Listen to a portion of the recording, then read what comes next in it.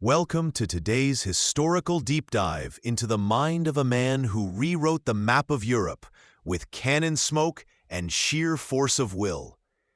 Get ready to see history not as dusty dates, but as a pulsating drama of ambition, brilliance, and breathtaking miscalculation. If you love immersive, real storytelling about ambition and downfall, hit like and subscribe. It helps us more than you know. And before we plunge into the fog of war, drop a comment with your favorite Napoleon quote or the moment that shocked you most. Let's begin and change the way you think about history. You stand on the Pratzen Heights on December 2nd, 1805. The air is thick with the pre-dawn mist of a Central European winter, biting at your exposed face. Below, hidden in the swirling fog, lie the unsuspecting armies of Russia and Austria, a combined force that outnumbers yours by a significant margin, confident in their numerical superiority. This is the Battle of Austerlitz, the culmination of a lightning campaign across the continent, the moment where destiny feels not just possible, but inevitable, carved out with audacity and precision. You, Napoleon, feel the immense weight of Europe pressing down, the sneering disdain of ancient inbred empires who see you as a Corsican upstart, the desperate, fragile hopes of a revolutionary nation clinging to the stability you represent. All of this rests on this single, frigidly cold morning. You have deliberately weakened your right flank, a calculated, almost suicidal risk that makes your marshals sweat with anxiety. It's a bait, set for the enemy's fatal mistake, an invitation for them to overcommit and break their line. The gamble is immense, the tension unbearable, yet you stand calm, almost serene. And then the trap is sprung. The Allied forces, seeing the perceived weakness, pour troops into your right flank, just as you predicted, weakening their center on the very heights you now occupy. As the sun finally breaks through the mist, the famous, almost mythical Sun of Austerlitz, illuminating the chaotic battlefield below in a golden, dramatic light, you unleash your main assault. The veteran regiments of the Grand Army, hidden until this moment, surge forward, directly at the now weakened heart of the enemy line on the heights. The Allied armies, caught entirely off guard, their commanders in disbelief, scatter in disarray. This isn't just a victory. It feels like divine judgment, an annihilation. Emperors flee for their lives. Armies break and run. The continent trembles at your name, now synonymous with unconquerable might. In this moment, illuminated by that symbolic sun, you are untouchable, a military god in the eyes of your men and the world. The insight feels blindingly clear. Daring strategy, flawless execution, and profound psychological warfare can achieve improbable dominance against seemingly insurmountable odds. You didn't just defeat their armies. You shattered their will and their faith in their own power structures. But the reflection lingers, a shadow unseen in the glare of triumph. When every gamble pays off, when destiny seems to affirm your every decision with such spectacular validation, what does it breed? Does it instill the profound wisdom to recognize your limits? To know when to stop pushing the boundaries of reality? Or does it foster an intoxicating, dangerous hubris?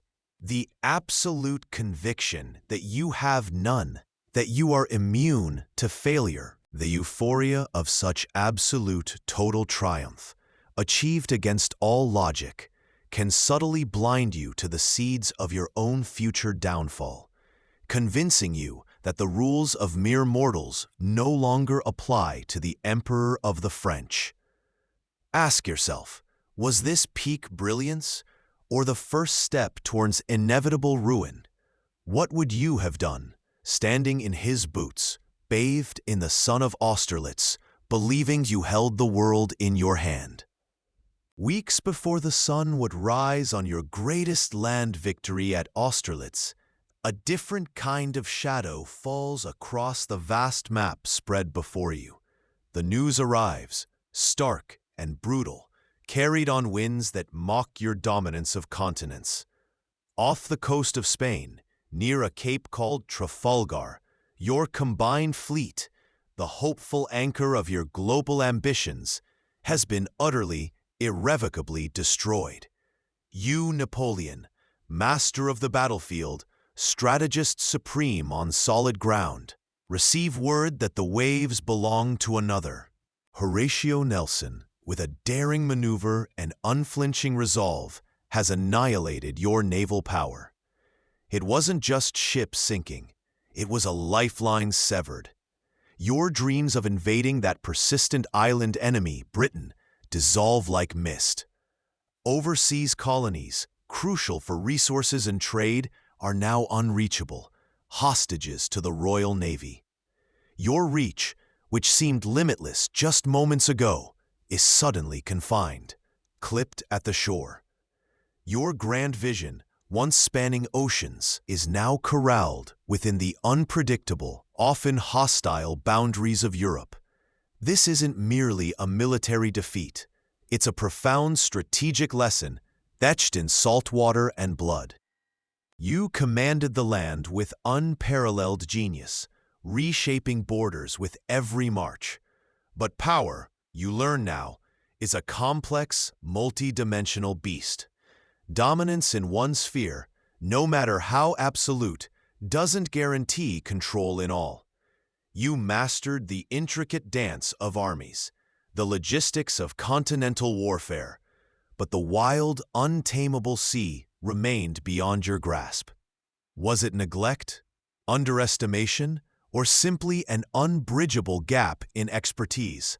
The insight bites cold.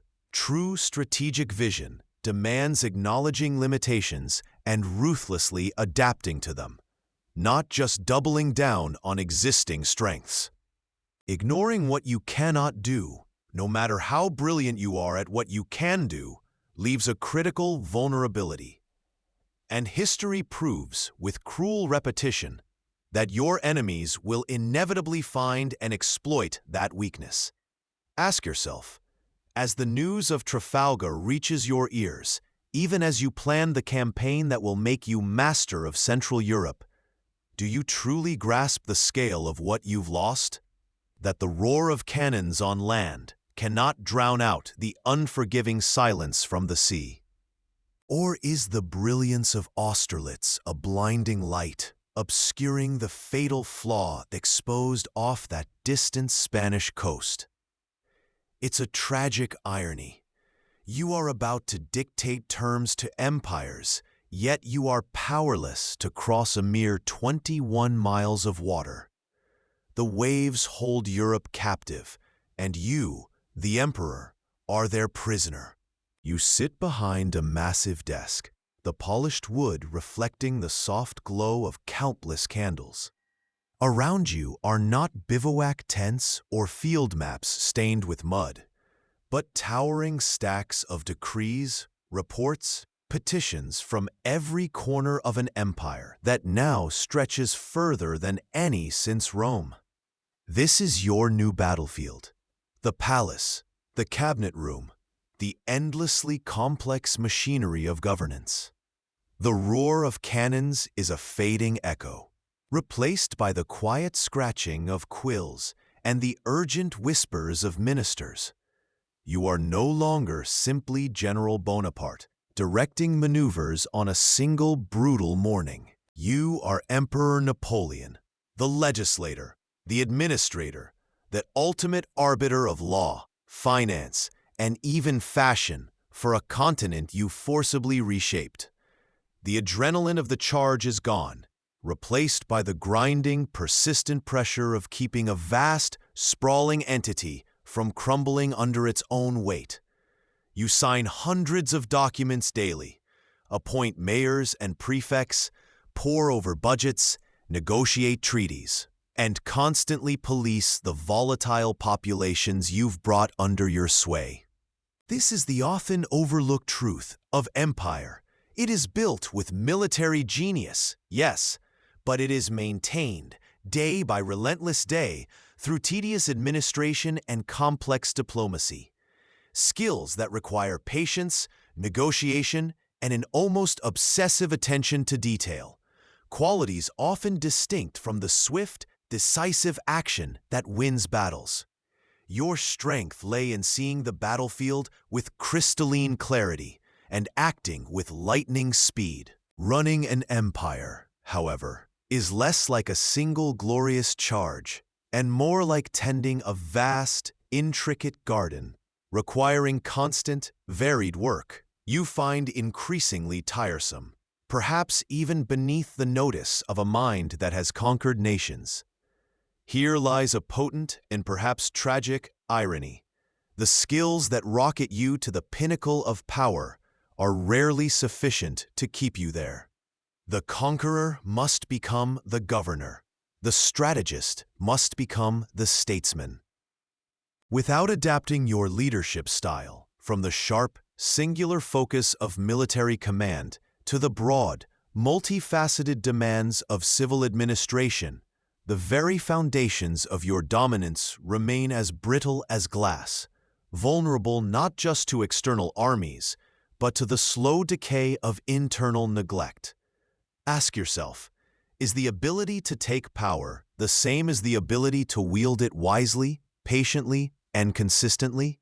Where Napoleon excelled in the former, his struggle with the latter would become the invisible cracks in his formidable edifice. Welcome to today's historical deep dive, where we pull back the curtain on the colossal figures who didn't just live history, they wrestled it into submission. Today, we grapple with perhaps the most famous name whispered through the centuries, Napoleon Bonaparte. Was he the heir to the revolution, or its ultimate betrayer? A military genius unmatched, or a man whose ambition was simply too vast for the world? He built an empire from sheer will, redrew the map of Europe with a flick of his pen and the thunder of his cannons, and left a legacy as complicated and enduring as the pyramids.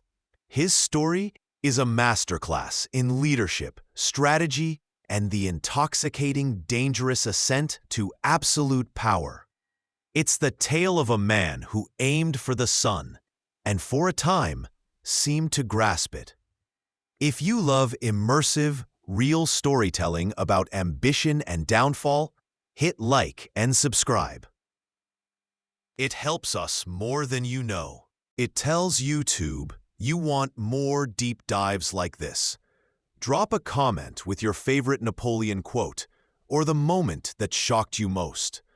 What aspect of his life fascinates you the most? Let's begin and change the way you think about history. You stand in the grand council chambers of the Tuileries Palace. Gold glints, maps are spread across polished tables, but the air is thick with unspoken tension. Before you, your most trusted advisors shuffle papers, their faces a mix of deference and apprehension. You've conquered nations, dismantled ancient empires, and brought kings to their knees. The victories pile up like mountains. Who are they to question your vision now?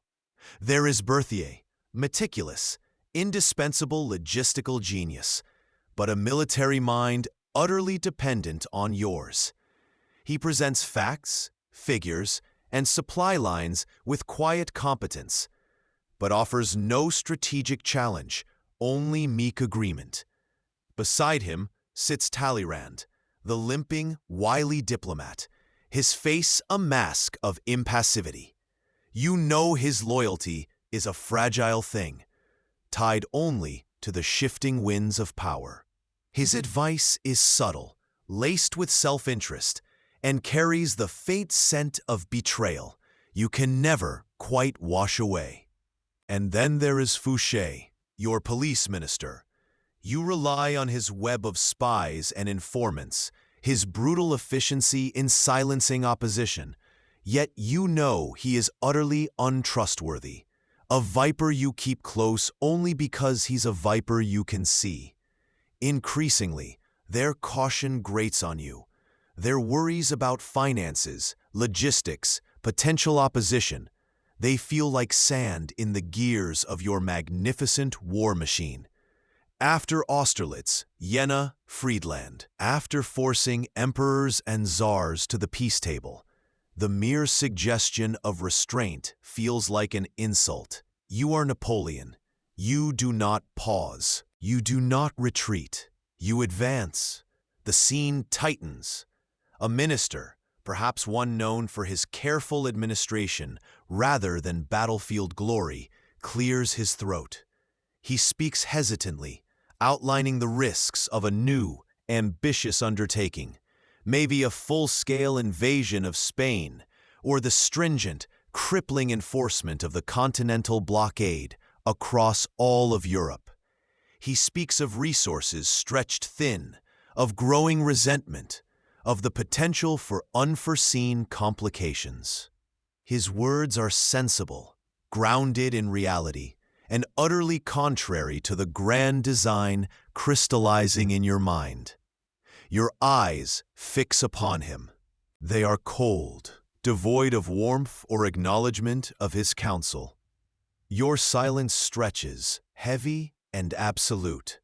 The room feels smaller, the air colder. He falters, his voice trailing off into an embarrassed, petrified whisper. You give a curt nod, not of understanding, but of dismissal. The meeting concludes swiftly. You have heard what you wanted to hear, which was confirmation, not contradiction. The insight, brutal in its clarity, is this: absolute power, especially power forged in the fires of relentless personal success, breeds profound isolation. When you alone are credited with triumph, when every victory is attributed solely to your unparalleled genius, you begin to believe it. The voices of caution, the necessary friction of dissenting opinions, they don't feel like valuable feedback loops. They feel like impediments, annoyances to be swept aside. You lose the critical checks and balances that prevent catastrophic errors. The reflection stares back from history's mirror. A true leader seeks diverse counsel, even uncomfortable truths that challenge deeply held convictions. Believing you have nothing left to learn, or that your intuition is an infallible oracle, is the surest, most direct path to walking blind into disaster. The minister's silence is not just a sign of your authority, it's the sound of a crucial warning being stifled, a seed of doubt uprooted before it can offer shade or bear fruit. You have ensured loyalty, yes, but at the cost of seeing clearly. You have surrounded yourself with echoes, and the real world is fading from earshot.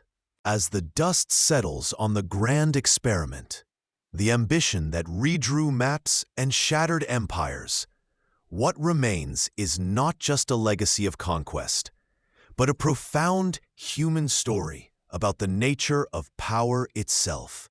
We see a man who reached the pinnacle, not just through military brilliance, but through sheer force of will and an almost mystical connection with his destiny. Yet, his final undoing wasn't necessarily a single battlefield defeat, but a gradual erosion of judgment, a hardening of the spirit against uncomfortable truths. The big lesson from Napoleon's fall isn't just about the dangers of invading Russia. It's about the internal collapse that can occur when you lose the ability to self-correct, when your own narrative becomes the only reality you acknowledge.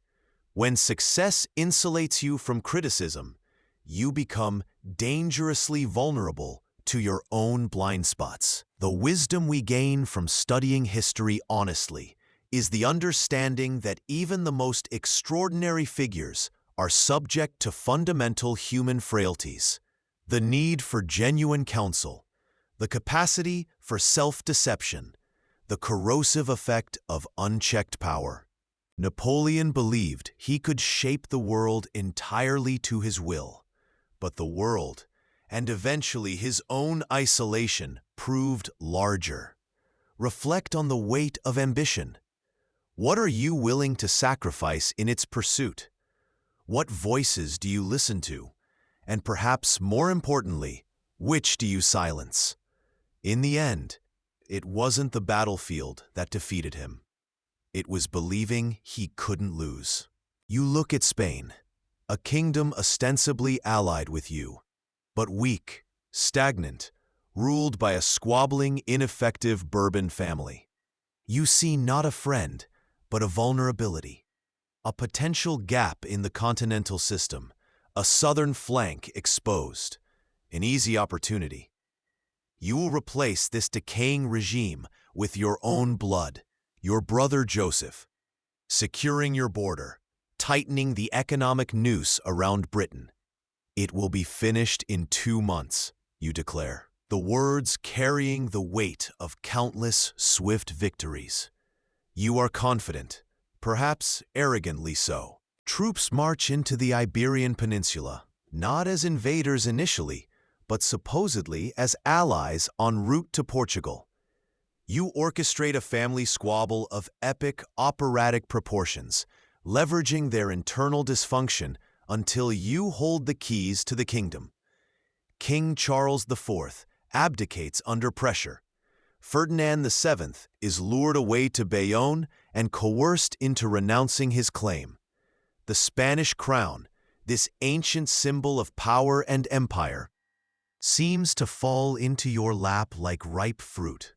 Joseph is installed in Madrid, a seemingly logical, necessary step in your grand design. But you have miscalculated. Terribly. The Spanish people, fiercely proud, devoutly Catholic, bound by centuries of tradition and loyalty to their legitimate, even if flawed monarchy, see only one thing: a foreign invader, a Corsican upstart, displacing their God-anointed rulers and their cherished institutions. They do not form grand armies to meet you on open fields where your genius for maneuver can annihilate them. Instead, they melt into the shadows. They fight a guerrilla war. Little war. It is brutal, relentless, everywhere and nowhere. Bands of peasants, priests, brigands, former soldiers rise up, putting supply lines, ambushing patrols, engaging in savage, localized combat. Every town, every mountain pass, every house becomes a potential battlefield. You are a master architect of conventional warfare, a sculptor of overwhelming force against organized resistance. You can destroy armies, but against a nation that refuses to yield, that fights house to house, mountain to mountain, driven by faith and fury, you are helpless. Your military might, so absolute on the grand stage, becomes a blunt instrument against this insidious, hydra-headed resistance. The Spanish ulcer begins to bleed your empire dry, a constant drain of men, resources, and prestige. Here is the brutal insight. Military might cannot easily subdue the will of a determined populace defending their homeland, especially when that defense is rooted in deep cultural, religious, and national identity. Reflection. True power isn't just occupying territory or dictating terms from a distance. It's winning the consent, or at least the passive acceptance of the governed. Imposing your will by force alone, neglecting the hearts and minds of the people, breeds a resistance far more insidious, far more exhausting than any conventional army you might face. Ask yourself, was this initial confidence, brilliance, born of experience, or the blind spot of overweening hubris? Your marshals send dispatches from Iberia, stained with accounts of a war you don't understand. It's a war fought in the shadows, not on sunlit fields of glory. Constant skirmishes, ambushes erupting from hillsides, brutal reprisals followed by vanishing enemies. Your best troops, the veterans, the core of your grand army, are bleeding manpower and resources, tied down against a foe you cannot corner, cannot force into a decisive battle. Villages resist, priests incite rebellion from pulpits, and bandits become national heroes simply by surviving your retribution. You didn't just invade a country, you awakened a spirit, an ancient, furious soul. You pour more troops into the Iberian Peninsula, hundreds of thousands over the years, men needed elsewhere, men who should be training for the next grand conquest or consolidating your hold on the heart of Europe. But the ulcer only deepens. It drains your strength, your treasury, your very credibility, year after agonizing year. This is the grim lesson delivered in 1,000 bloody skirmishes. Inflexible strategies fail against adaptable enemies. You were prepared for kings and their conventional armies, for maneuvers on flat plains, for enemies who wore uniforms and fought by the established rules. You were not prepared for peasants with pitchforks, priests with sermons, and partisans melting back into the populace like mist. Your grand, decisive maneuvers, the very brilliance that won you Austerlitz and Jena, are useless here, against an enemy who refuses to stand and fight on your terms. They dictate the pace, the place, the rules of engagement by refusing to have any rules at all. They are water flowing around the rocks of your battalions. You are the rock, standing stubbornly while the stream erodes your base. This is not a war you can win decisively. It is a slow, consuming sickness. The reflection cuts deep, recognizing when your methods are failing, when the context has fundamentally shifted, and being willing to change your approach is crucial for survival. Stubbornly applying the same hammer to every nail, even when the nail is a liquid, is the recipe for slow, agonizing defeat. You see the reports. You understand the drain, yet you persist, unwilling to admit that your grand design has stumbled into a quagmire crafted not by kings, but by an entire nation's defiant heart.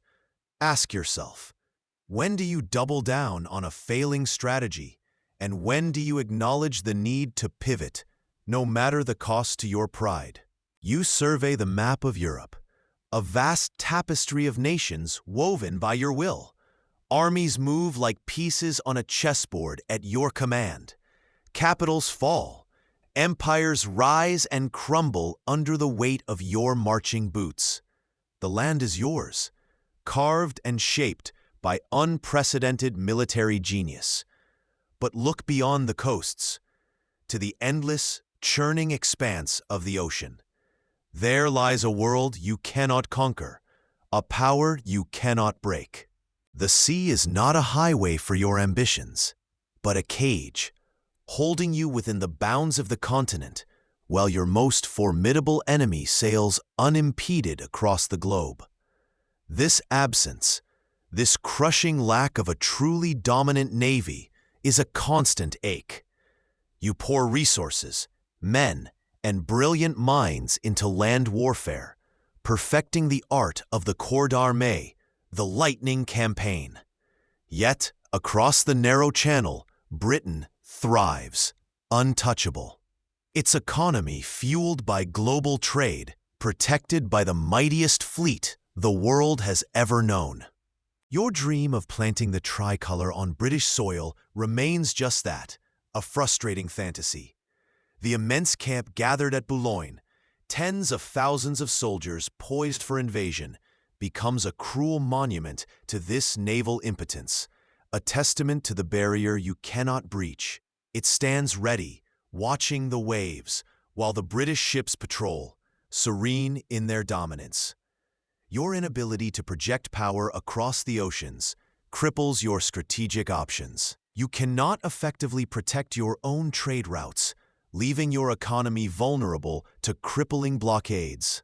You cannot challenge Britain's vast colonial empire, deny them resources, or contest their global influence.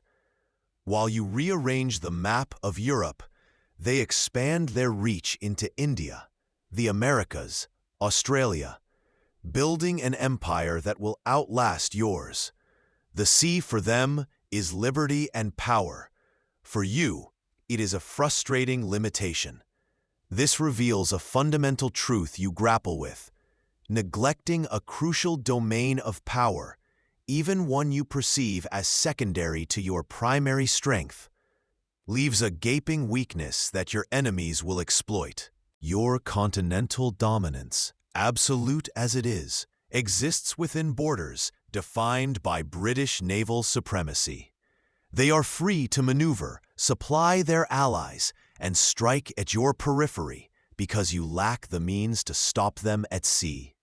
It's a subtle, insidious form of control, a checkmate delivered not by force of arms on land, but by the quiet, overwhelming authority of the waves. Consider this carefully. Comprehensive strategy demands competence, or at least sufficient capability, across multiple arenas of power. Ignoring or underestimating a key component, be it naval, economic, or even informational, guarantees you will always be fighting with one hand tied behind your back. Your grand edifice of land power, impressive as it is, rests on foundations undermined by the sea. Unable to strike the island nation directly, thwarted by the enduring power of the British fleet at Trafalgar, you turn your strategic gaze from the oceans to the ledgers. If you cannot conquer Britain by force, you will conquer it by economic strangulation. You conceive and implement the continental system, a vast, ambitious decree forbidding any nation under your influence, meaning most of Europe, from trading with Britain. It is an economic siege on an unprecedented scale, a wall built not of stone, but of trade restrictions and customs duties, designed to cripple the very engine of British power, its commerce. You issue mandates from Berlin, Milan, Tilsit, forcing your allies and the monarchs you've placed on thrones across the continent to adhere strictly to this embargo. Ports that once thrived on transatlantic trade now stand eerily quiet, their docks empty of British cloth and colonial goods. The intent is clear: starve Britain, ignite internal unrest, and force them to their knees without firing another shot. It seems, on paper, a masterstroke, leveraging your land dominance against their sea power. You envision London's coffers emptying, her factories grinding to a halt, her people rising in protest. But the reality on the ground is far more complex and far more painful. This economic weapon, forged to wound your enemy, slices deep into the flesh of your own empire and allies. The British, adaptable and with a global reach, find new markets in the Americas and beyond, and their navy becomes even more vigilant, enforcing their own counter-blockade, cutting off continental Europe from vital raw materials and colonial imports. Meanwhile, your allies, dependent on British trade for goods and revenue, begin to choke. Hamburg, Amsterdam, Naples, bustling hubs of commerce, face ruin. Their merchants whisper of bankruptcy, their treasuries dwindle. Imagine a crowded, dimly lit room in a North Sea port city. The air is thick with salt and secrecy. Bales of forbidden British textiles, marked with forged stamps, are unloaded under the cover of darkness. Small boats dart across the channel, engaging in risky, highly profitable smuggling operations. This illicit trade becomes a gaping wound in the side of the continental system, a constant defiance of your authority, born of necessity and greed. You deploy thousands of customs officials, troops even, to patrol endless coastlines. But the sheer scale of the enterprise makes it impossible to fully suppress. Every successful smuggled shipment is a small victory against your decree, a quiet act of rebellion. The strain isn't just economic, it's diplomatic. In gilded palaces across Europe, your marshals and allied kings listen to the bitter complaints of their own people. Ministers plead with you for exemptions, explaining that their economies are collapsing. You, however, remain resolute, interpreting any deviation as disloyalty. You tighten the screws, annexing territories like Holland and the Papal States precisely because they are lax in enforcing the blockade. You see this as necessary discipline. They see it as economic tyranny. The system, meant to unite the continent against a common foe, instead highlights the diverging interests and fosters resentment. The profound, tragic irony unfolds. The policy designed to isolate and weaken your primary enemy instead isolates and weakens your own network. It treats your allies not as partners, but as mere instruments of your will, disposable pieces in a grand game of economic warfare. The blockade becomes a blunt instrument, incapable of precision, causing widespread pain that hurts your friends and subjects almost as much as, if not more than, your intended target. Here is the chilling insight. Imposing your will through economic coercion on such a vast scale, without considering the holistic impact on your own allies and controlled territories, creates immense pressure that can crack the foundations of your own power structure. Policies driven by pure antagonism, focus solely on harming the enemy, blind you to the damage inflicted upon your own network. Ask yourself, when you seek to destroy an opponent at any cost, do you truly understand the price you and your allies will pay? What would you do when faced with the choice between strategic purity and the economic survival of those you depend on? The continental system becomes not just an economic policy, but a test of loyalty that many find impossible to pass, sowing seeds of discontent that will sprout into future conflicts. The pressure builds, not just on Britain, but within the very heart of your European empire. You stand at the zenith of your power, forged at Tilsit with Tsar Alexander I. The sun momentarily shines on a new European order, one where two emperors divide the continent. Your alliance with Alexander is meant to be the unbreakable cornerstone, the iron fist enforcing the continental system that will choke Britain into submission. You envision a partnership of equals, or at least a partnership where your vision guides the ship. Alexander, you believe, is brought into the fold, acknowledging your undeniable preeminence. But the grand design has fissures. The continental system, your economic weapon, is a poisoned chalice for Russia. Its vast agricultural economy relies heavily on trade with Britain, its traditional partner. Blocking those ports doesn't just inconvenience London. It starves Russian merchants and landowners, eroding the Tsar's internal support.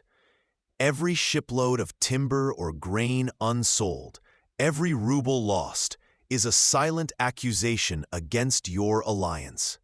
Alexander sees the growing discontent, feels the pressure mount. He starts to chafe under the weight of your demands. Then the Duchy of Warsaw, your creation, carved from Polish lands Prussia and Austria once held, is a constant, nagging worry for Alexander. It whispers of a revived Polish state, a historical rival that could threaten Russia's western borders. You see it as a strategic buffer, a lever against potential eastern threats.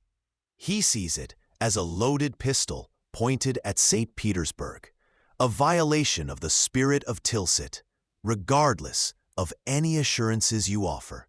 The temporary convenience of humbling Prussia has given way to deep-seated suspicion. The tension escalates, subtly at first, then overtly. Reports reach you. Russian ports are quietly reopening to British goods, often under neutral flags. Alexander is finding loopholes, then ignoring the rules altogether. He is trading with the enemy. You see this not just as a breach of contract, but a profound personal betrayal. It's a direct challenge to your authority, to the system you painstakingly constructed.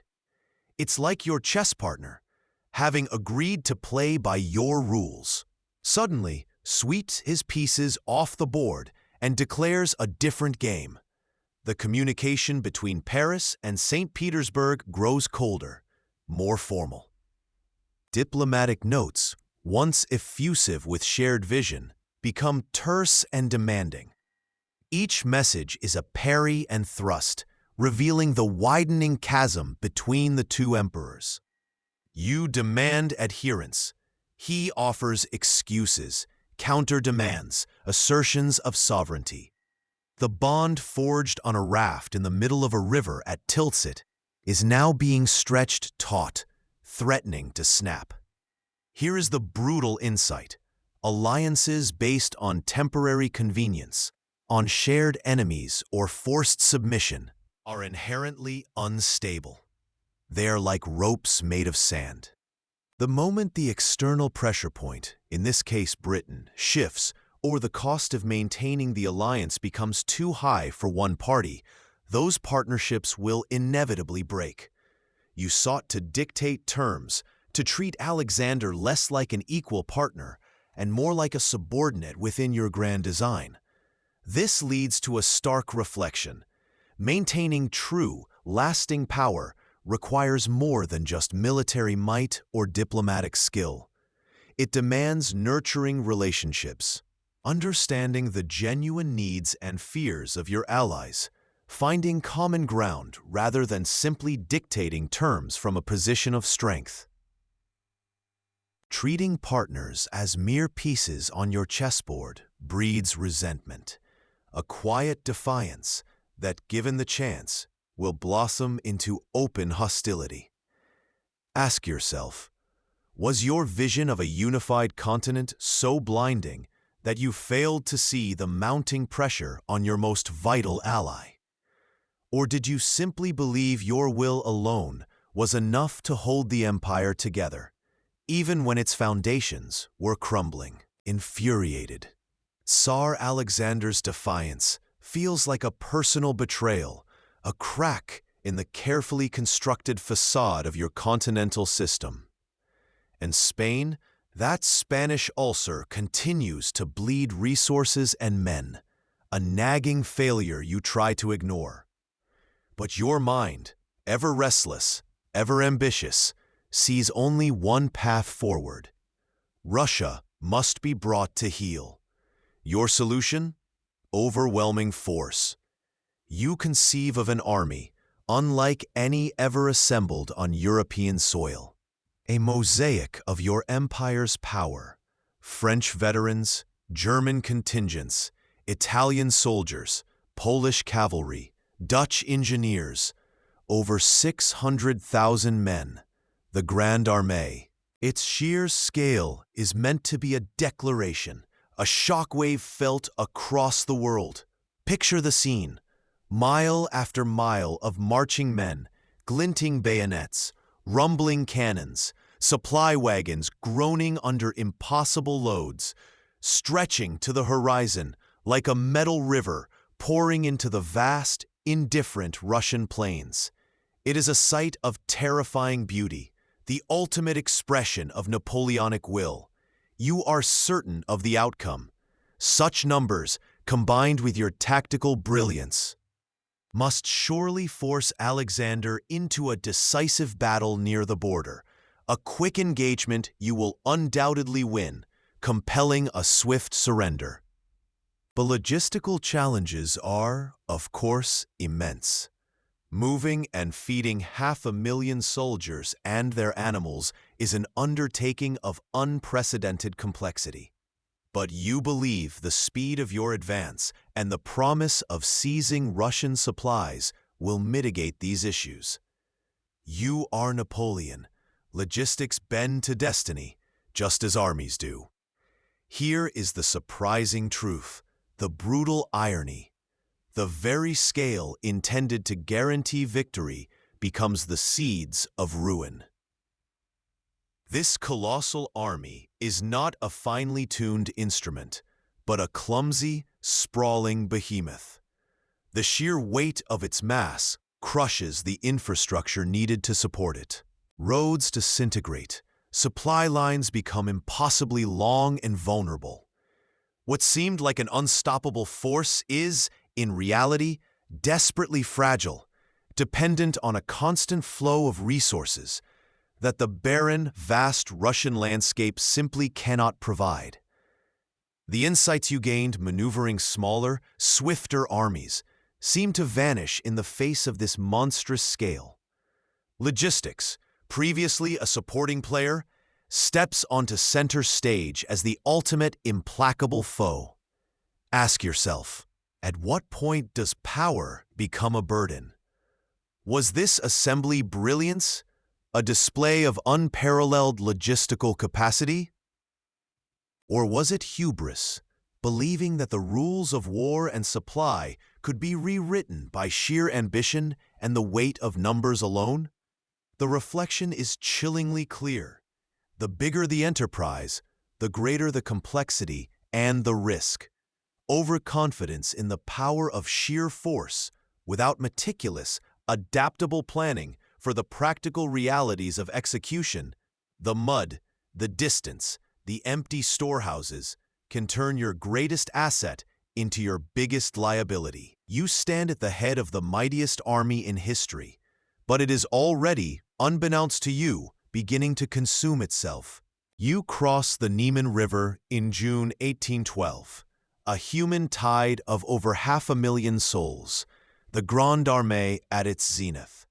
You stand on the eastern bank, sunlight glinting off countless bayonets stretching to the horizon, the air thick with the dust of their passage and the thunder of hooves.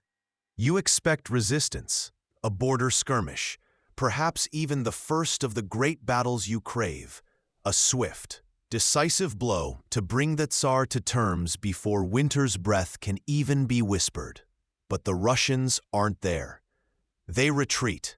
They pull back into the vast, indifferent interior of their empire, refusing to offer the pitched battle you've built your career on winning. It's maddening. You pursue, pushing your enormous force deeper into a land that seems to absorb it without trace. And as they fall back, they burn. Villages turn to ash, fields are scorched, wells poisoned or filled in. The land is laid waste not by your hand, but by the hand of its own defenders. It's a chilling strategy, one that starves both the invader and its own people, trading immediate devastation for long-term survival. This isn't the campaign you planned. This is a march into emptiness. The sheer scale of the army, your pride, quickly becomes its greatest vulnerability. Every league gained stretches your supply lines thinner. Like a rubber band pulled past its limit, wagons lag behind, food spoils or runs out, clean water becomes a mirage under the burning summer sun. The soldiers, accustomed to rapid movements and living off richer lands, begin to suffer immediately.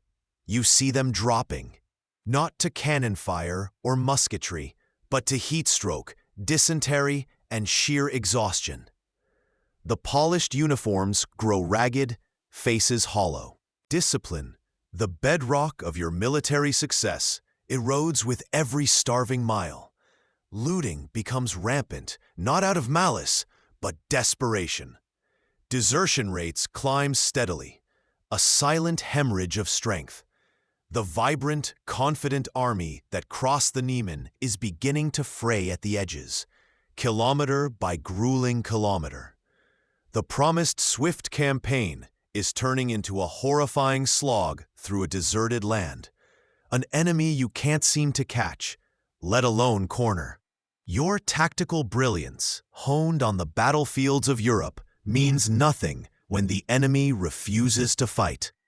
You are fighting on their terms, in a landscape they control completely, a landscape that becomes their greatest ally.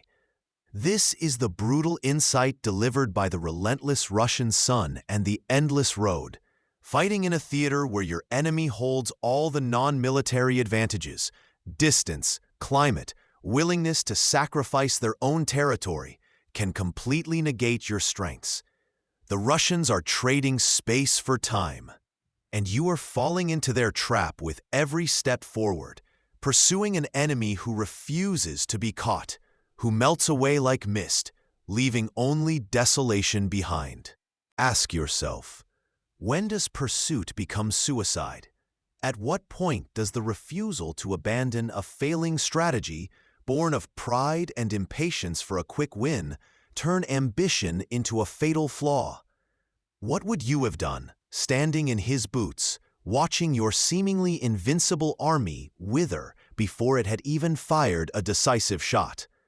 This rush headlong into the vast, empty landscape, driven by the impatience for a conquest, is leading you down a path of no return, an abyss of your own making, lined with the corpses of your men and the ashes of scorched earth.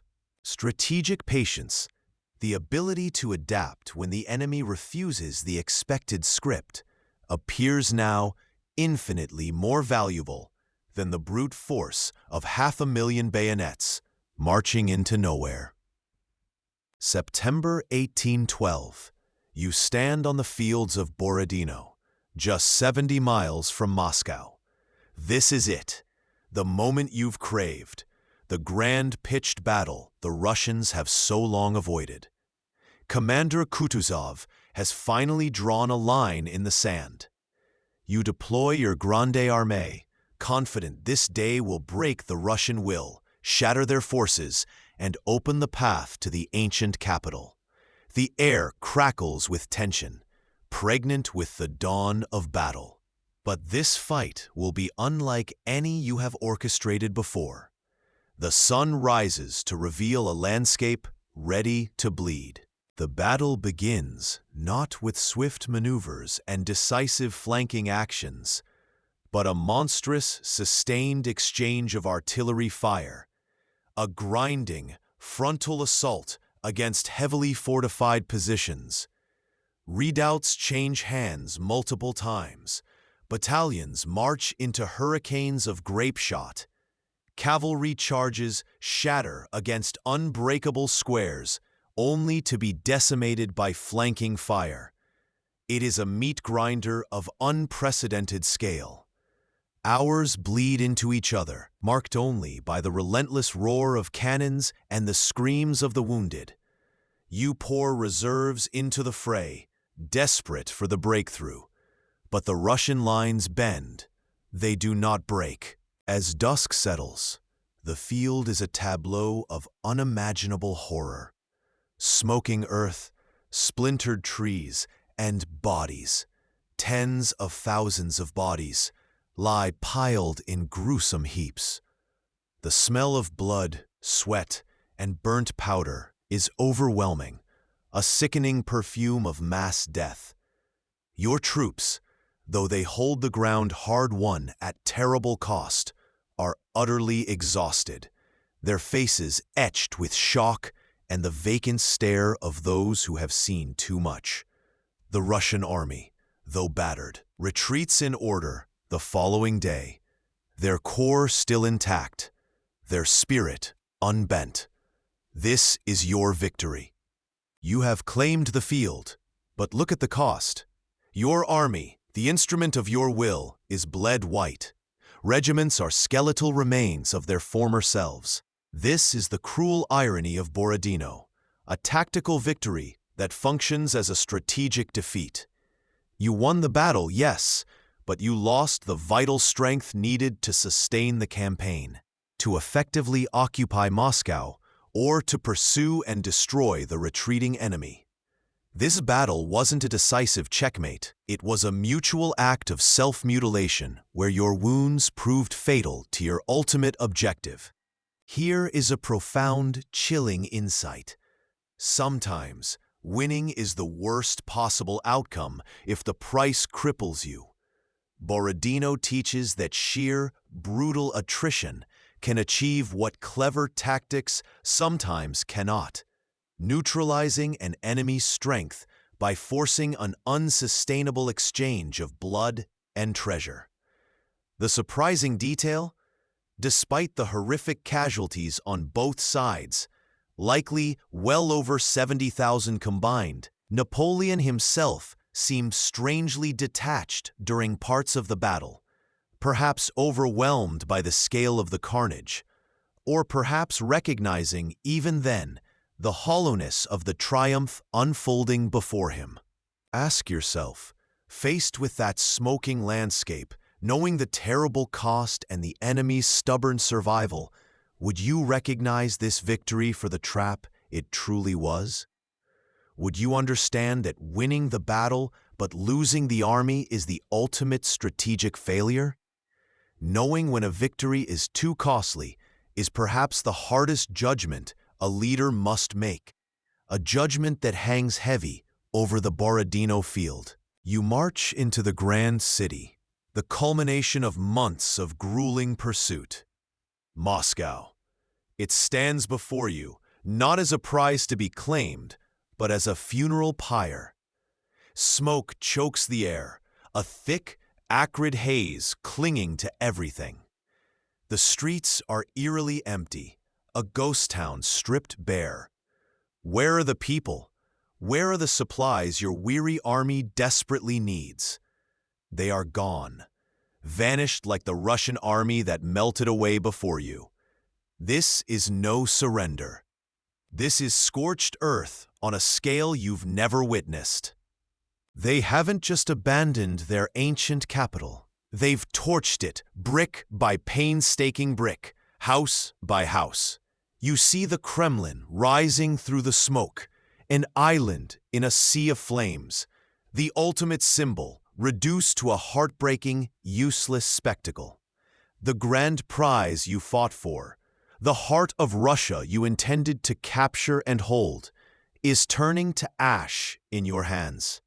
There is no czar waiting with terms, no welcoming delegation. There is only the crackle of fire and the groans of collapsing buildings. Weeks turn into an agonizing month. You wait in the burnt shell of the city, sending out feelers, expecting the inevitable peace proposal. Surely, they must negotiate now that their sacred city has fallen. But the proposal never comes. The Tsar remains silent, distant, playing a game of patience you are ill-equipped to win this far from home. Napoleon lingers, unwilling to admit the monumental miscalculation. He captured the symbol, the geographic point on the map, but he failed utterly to capture Russia's will. The strategic objective wasn't Moscow itself. It was breaking the Tsar's resolve, forcing terms that would secure the continent on your terms. Taking a burnt-out, abandoned city didn't achieve this. It merely marooned your grand army deep in hostile territory, devoid of shelter, supplies, and a clear path forward as the brutal Russian winter approaches. This moment is a stark, chilling lesson etched in fire. You achieved a tactical victory. You reached and occupied the enemy's capital, but it was a strategic dead end, a hollow triumph. Ask yourself, what is the value of capturing an objective if its capture doesn't advance your true strategic goals? What would you have done? Watching the flames consume the city you expected to conquer, realizing the enemy had outmaneuvered you not by fighting, but by retreating and burning. The ashes of Moscow whisper a truth many leaders ignore. Victory isn't just taking ground, it's achieving the purpose for which the ground was taken. And sometimes, the greatest prize can be the deadliest trap. Too late. You issue the order. Retreat. The Grand Army, which marched into Russia like a conquering tide, now turns its back on Moscow, a city of ashes that yielded nothing but a trap. It is mid-October, but the air bites with a premature, vengeful chill. The Rasputin, the infamous Russian mud season, should slow the enemy and buy you time. Instead, winter arrives early, not in a slow descent, but a sudden, brutal shock. This isn't just cold, it's a hostile entity, an enemy you didn't factor into your calculations. The long march back becomes a nightmare painted in white and crimson. Snow falls relentlessly. Blinding blizzards erase the path, turning the vast, empty landscape into a featureless, frozen void. Your soldiers, many already weakened by fatigue, hunger, and disease, face a foe they cannot fight, nature itself, allied with the relentless harassment of Cossack cavalry nipping at the flanks, picking off stragglers. You see the column stretch for miles, a river of suffering. What began as over 600,000 men is melting away like ice in the spring sun. But this is winter, and the melting is disintegration. Starvation gnaws at bellies. Horses, essential for transport and cavalry screens, die by the thousands. Their frozen carcasses become the only source of food for desperate soldiers.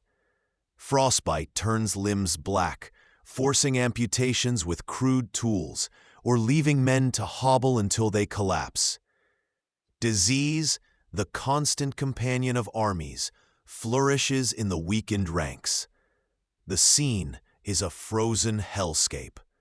Soldiers stumble through drifts, wrapped in rags, stripped from dead comrades or looted buildings.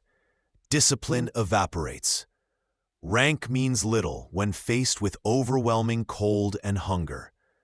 You hear whispers of cannibalism, a horrifying testament to the depth of desperation. The Grand Army, once a symbol of power and order, is collapsing into a ragged, frozen mob. The sheer scale of the logistical failure is staggering. Supplies that were meant to follow cannot keep up, swallowed by the distance and the weather. What food trains remain are looted by the starving troops themselves. Then comes the Berezina River. It's a final, desperate obstacle. The bridges built under fire collapse, thronged by panicked soldiers, wagons, and camp followers. It's not a crossing, it's a chaotic struggle for survival, a Malthusian sieve where only the strong, or perhaps the luckiest, make it across the icy water or the precarious pontoons. Thousands drown, crushed, or are left behind on the eastern bank as the bridges are finally burned to slow the pursuing Russians. It is a scene of abject horror, a massacre inflicted by the elements and the collapse of command. The core insight here is stark. Environmental factors and logistical collapse can destroy an army more effectively than any enemy force. You underestimated the power of the Russian winter and the sheer terrifying emptiness of the landscape. You assumed your strategic brilliance, your ability to force battles and dictate terms, could overcome nature itself. This was a fatal form of arrogance, a belief that human will and military might could bend the physical world to its will. It turns out, the void fights back. Consider this.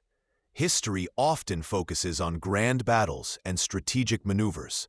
But here, the true enemy wasn't even the Russian army, which often seemed as disorganized as yours in the retreat. It was the snow, the ice, the distance, the lack of provisions. What would you have done differently?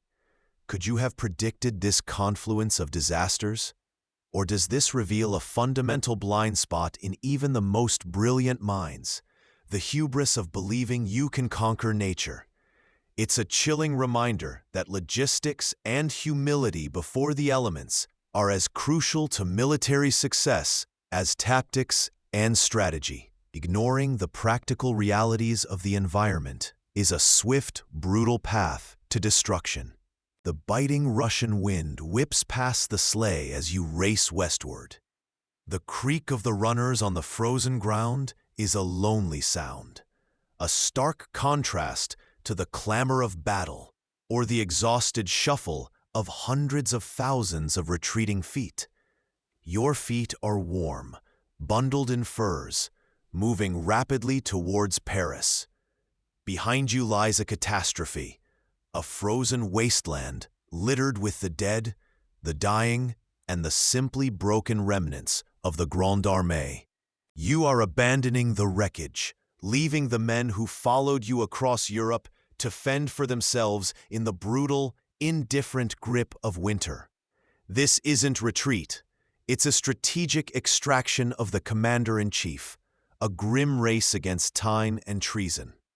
News of the disaster travels slower than your sleigh, but it is spreading like a dark stain across the continent, reaching Paris ahead of you, whispering of ruin. Dissent, always lurking beneath the surface of your imperial power, is stirring. Rivals, both foreign and domestic, are emboldened. A failed coup attempt back home served as a chilling reminder of how fragile loyalty is when the myth of invincibility cracks.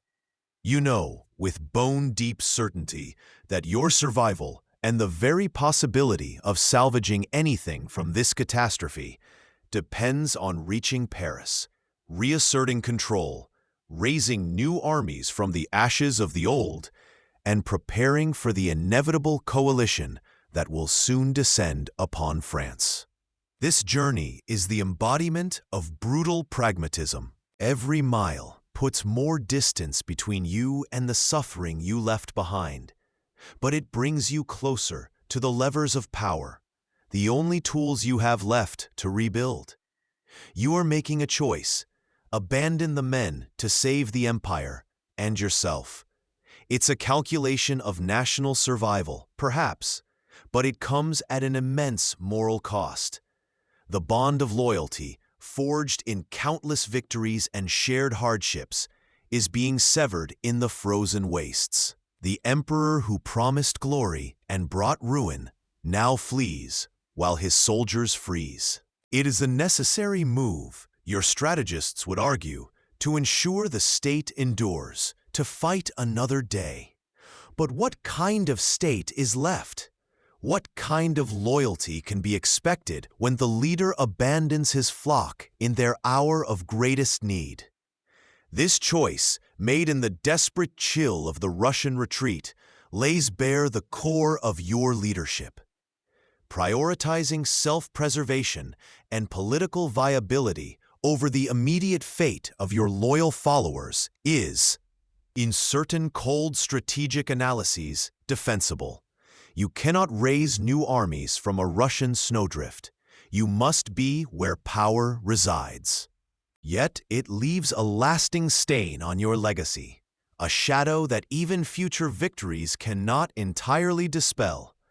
It erodes the trust essential for commanding men, planting seeds of doubt about the true cost of following you. Ask yourself, is there a point where strategic necessity crosses the line into unforgivable abandonment? What does it mean for a leader to truly share the fate of his men? This lonely sleigh ride is more than just a rapid retreat. It's a stark illustration of the terrible trade-offs power demands and the enduring moral debt incurred when the leader chooses survival over solidarity. The snows of Russia melt not just from the fields, but from the facade of your invincibility. You return from the abyss, leaving behind hundreds of thousands, the flower of your army, swallowed by winter and distance. The grand army, the instrument of your will, is shattered. The whisper begins. Can he be beaten? The whisper becomes a shout. Look at the map, once a vibrant, conquering swath of Napoleonic blue or green. Now, alongside the relentless red of Britain and Russia, new colors bleed into the coalition. Prussia, a kingdom you humbled, dictated terms to, even forced into a reluctant alliance.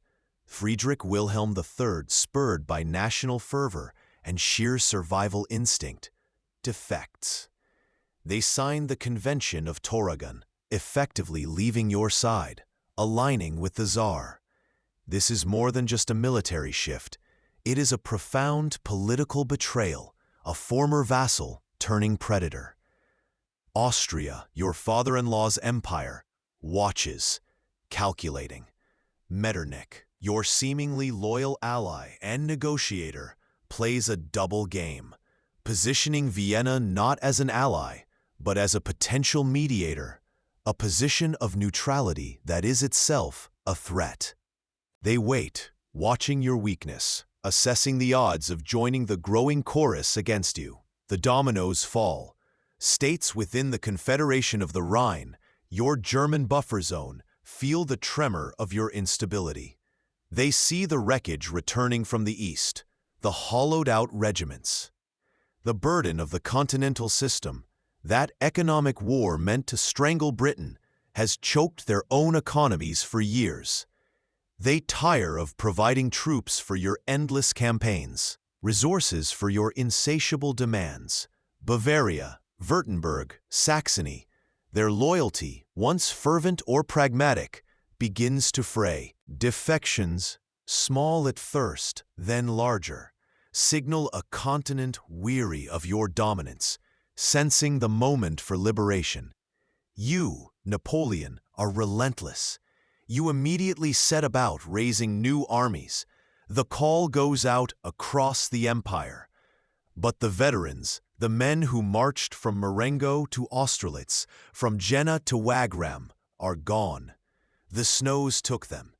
In their place come the conscripts of 1813, the Marie-Louise, boys barely old enough to shave, pulled from farms and factories, their uniforms too big, their training rushed. They possess courage, perhaps, but not the hardened experience, the battlefield cunning, the unwavering loyalty forged in years of victory. This new force is a pale imitation of the one lost in the East, a potent symbol of the irreplaceable cost of overreach. The insight is stark, brutal in its clarity. Power founded solely on military might, on the perception of invincibility, is fragile when that might is proven fallible. Your venture into Russia was not just a failed campaign. It was an earthquake that shattered the very foundation of your authority. It revealed the limits of your strength, exposing the empire's vulnerability. This single catastrophic failure didn't just destroy an army, it annihilated your reputation for being unbeatable and galvanized every enemy, every resentful subject, every exhausted ally into open, coordinated opposition. The map turning against you isn't just a visual representation of lost territory. It's a reflection of the shattered trust, the emboldened defiance, the cumulative weight of years of relentless war and economic hardship finally finding the opportunity to break free. Consider this. Sustaining power requires more than just overwhelming strength. It demands legitimacy in the eyes of others, reliable alliances built on mutual benefit, and the perception of enduring, almost effortless success. A single, dramatic, undeniable failure, like the retreat from Moscow, can erase years of hard-won achievement in the eyes of the world and invite challenges from every direction simultaneously. You find yourself not just fighting armies, but fighting the loss of your own myth. Ask yourself, what would you have done, knowing the continent held its breath, waiting for the final push, sensing the scent of vulnerability? How do you rebuild an empire when its very cornerstone, your invincibility, lies buried in the snow? You stand at the zenith, the map of Europe pliable beneath your touch. Austerlitz is a golden memory, painted across the mind's eye, the sun breaking through mist, illuminating a masterpiece of military genius. You are not just a general, you are an epic. The order you forged seems immutable, carved from the chaos of revolution by the force of your will. But look closer. Even as the empire expands, shadows lengthen, cast not by distant enemies, but by the sheer reach of your own ambition. The principle isn't merely about armies meeting armies. It's about the insidious psychology that whispers promises of invincibility when success has been your constant companion. Spain. It begins subtly, a necessary assertion of authority, a placement of family on a throne. But it becomes a cancerous growth, a slow, draining bleed you refuse to cauterize. You face not just armies, but a people, a spirit, a nation, unwilling to be a mere piece on your continental chessboard. Every resource poured in, every soldier committed, is a tacit acknowledgement of a miscalculation you cannot afford to admit. It is a war fought not against kings, but against the very soul of a land, a battleground where your grand strategy falters against the stubborn reality of human resistance.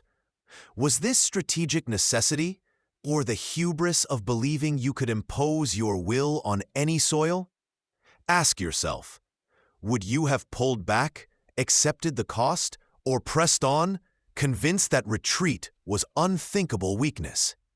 Then comes Russia, the ultimate gamble, born from the continental system's pressures, yes, but fueled perhaps more profoundly by a chilling conviction that destiny rides with you, that the sheer scale of your will can conquer geography, logistics, and a foe who refuses to fight by your rules. You march east with the Grand Army, 1,000,000 strong, believing the Tsar will bend, that a swift, decisive battle awaits. Instead, you face the void, empty villages, scorched earth, an enemy melting away into the vast, unforgiving landscape. The principle here is devastatingly simple. Believing you can take Moscow does not mean you should. It is the self-inflicted wound, a march into the heart of winter, confident that fortune will pave the path you dictate. The Sun of Austerlitz did not just illuminate triumph. Perhaps it blinded you to the limits of your own light. This isn't just military history. It's a profound study in self-deception. The leaders so convinced of their exceptionalism, they equate past victories with future immunity from consequences. Look around you, not just at the fading maps of empire, but at the boardrooms, the political arenas, the grand projects attempted today. How often do you witness it? The leader, emboldened by success, pushes the envelope, ignores dissenting voices, convinced their previous triumphs grant them dispensation from reality's hard laws. They confuse capability with justification, believing that because they can seize control, silence opposition, or launch an impossible venture. They should, regardless of the unpredictable variables, the human cost, the environmental resistance, the sheer, stubborn refusal of the world to conform to a single will. The lessons of Napoleon's overreach resonate precisely because they are fundamental to the human condition, particularly when amplified by power. The bitter truth you may eventually grasp: the heart of a statesman must be in his head. Greatness, untempered by self-awareness, does not build an eternal empire. It paves the road to exile. Your destiny is defined not just by the empires you conquer, but by the quiet, internal battle against your own limiting beliefs. Or the lack of that battle entirely. The dust settles on the final campaigns. The echoes of cannons fade. You sit, perhaps, on a remote island, gazing at a horizon that now mocks your former boundless reach. The empire you built, the order you imposed, has crumbled, not solely under the weight of coalition armies, but from internal fractures, from the strain of being stretched too thin across lands that resisted the foreign boot, and perhaps, most profoundly, from the limits you refuse to acknowledge within yourself. The grand, overarching lesson of this extraordinary journey, from Corsican outsider to Emperor of the French, isn't simply about the rise and fall of a military giant. It's about the delicate, often perilous dance between ambition and self-awareness. It's about how success, if not grounded in humility and a realistic assessment of both external forces and internal biases, can become the very architect of downfall. Spain teaches the cost of ignoring human resistance. Russia teaches the folly of believing will alone can conquer geography and logistics. Both illustrate the danger of equating can with should, of silencing the internal voice of doubt because the external chorus of adulation is deafening. When we look honestly at Napoleon's trajectory, we gain more than just a historical narrative. We gain a mirror reflecting the timeless struggles for power, influence, and control. Battles fought not just on fields, but within the mind. We see the potential wisdom history offers, the quiet understanding that true strength lies not just in conquering others, but in understanding your own limitations. The greatest empires aren't necessarily the largest, but the ones built on foundations solid enough to withstand the inevitable pressures of reality. Led by minds capable of strategic thinking and self-reflection. His legacy is complex, a tapestry woven with threads of radical reform and devastating conflict, of brilliant administration and crushing authoritarianism. But perhaps the most enduring, most human lesson lies in that final act of overreach. It wasn't the battlefield that delivered the fatal blow. It was the inner conviction that he was invincible, that the rules that applied to others simply did not apply to him. It was the belief that destiny was a leash he held, rather than a wild force that could turn and rend him.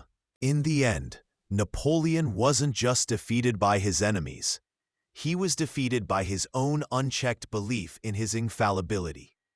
He was brought low not just by winter or resistance, but by the enduring shadow of overreach, cast by the blinding light of his own glorious past.